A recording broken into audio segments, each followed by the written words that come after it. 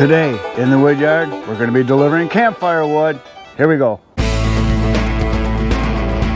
So this morning I got a wake-up call, literally. A guy called me early this morning and woke me up and said he had to have firewood today.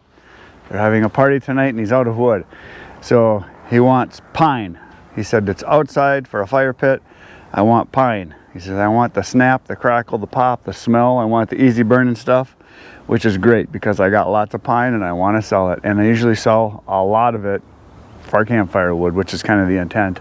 So we're going to load up this whole section right here into the truck and then we're going to go deliver it right now.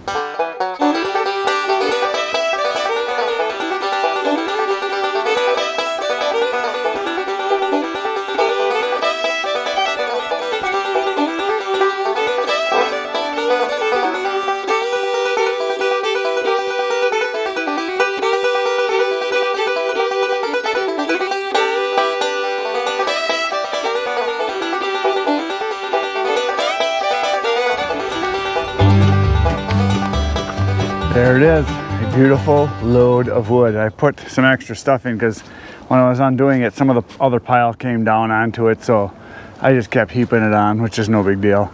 All this wood that I have in here was free wood, or some of it, last year I had a guy that got a hold of me and he had a 36-inch on the stump white pine that had been cut down by a tree service, and they left it, and it was probably 3/4 of the tree was still there, and he paid me $100 to cut it up and haul it away. And that's where this wood came from. So I got paid to get the wood, and I'm going to get paid to deliver the wood, which is a good deal. That's what I like. I like getting paid. So here we go down the road.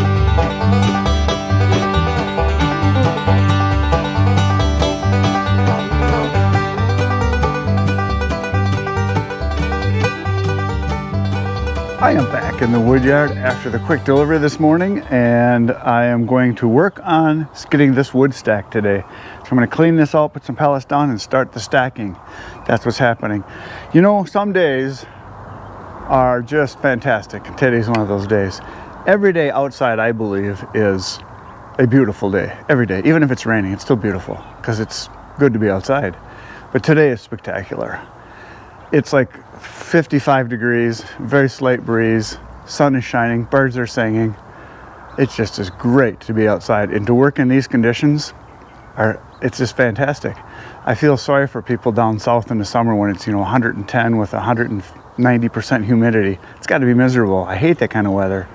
I'd rather have cold, but this is just fantastic. It's about the right kind of temperature where you want to kind of move, and it feels fantastic. So let's get to work right now.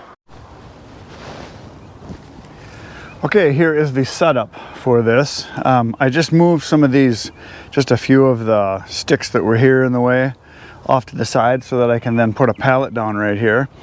I brought the wheelbarrow in. I'm going to rake all this up and put it in here and haul it away, because I'm going to start this next pallet, not the same place as this one, like right here. I'm actually going to bring it out to about here because there's a lot of wood there yet. I have to get stacked in this area, so in order to have enough room to fit all of this, I'm going to come out a little bit ways here. The problem is I don't want to come too far this way, because right through here, when I'm in my other business, I'm a photographer, and I bring people's vehicles right through here. They drive right through here to get back to that area where I do photography of them back over in there. So I have to leave this open, so I can't come too far this way, so people can drive right through here in the summertime with their cars if I'm going to photograph them with their cars. So I come out as far as I can, still leaving some room over there. But yeah, I got to fit all this in right in here. So it's a lot of wood to fit in this small space. So I might have to go high. Instead of doing a full cord like this, I might have to go, 6-7 feet high just to pack it in here. So we'll see what happens. So here we go. When I get the cleaning, get the stacking.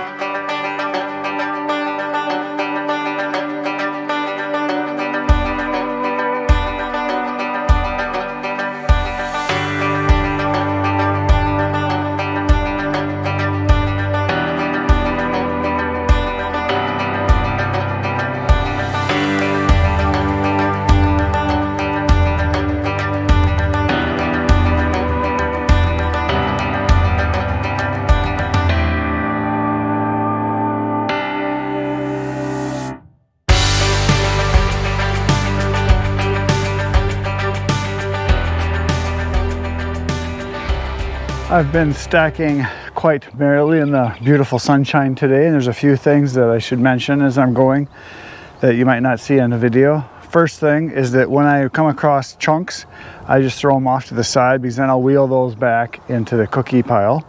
Also, I am pulling out a bunch of the slivers that I have here, which will be good for kindling. You can see I got a pile going here.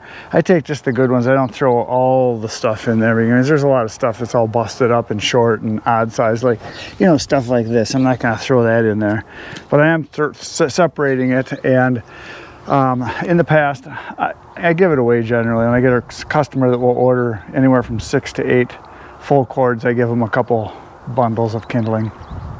Not everybody gets it, and I don't want to sell it, because to make kindling takes a lot of extra time in the splitting of it and the bundling of it. So there's that.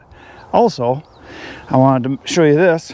When I do these corners, I've showed you this before, but what I'm doing is I take obviously a pallet that's 48 inches across, and it's 40 inches this way. They're 40 by 48 generally. And then what I do is I just knock off some pieces from another pallet, drive a couple nails, and I'm going into this piece right here.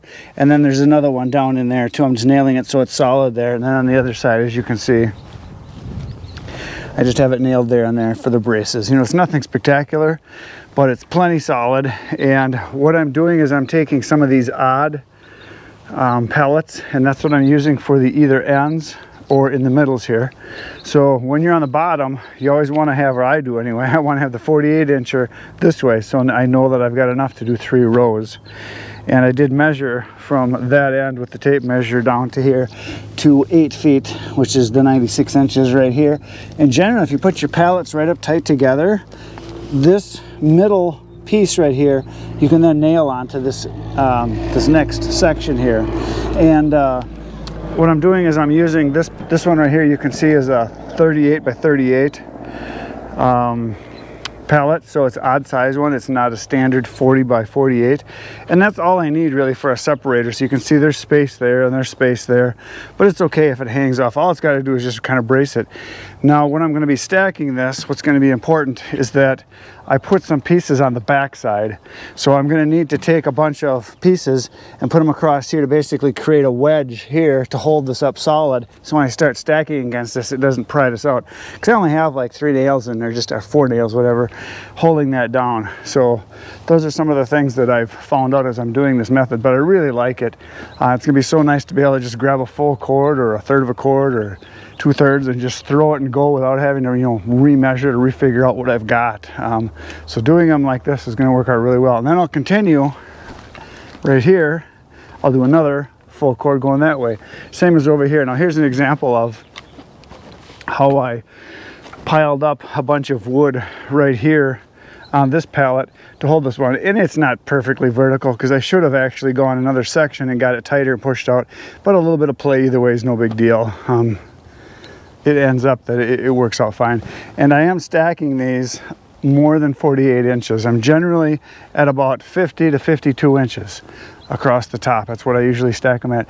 And the reason I do that is that I know that these are going to shrink as they dry. They will come down an inch or 2, 3 maybe. And I just want to make sure I'm at least 48, 49 inches when I go to sell it. So I know there will be some shrinkage, and I want to make sure that I deliver the right amount of wood. So back to stacking.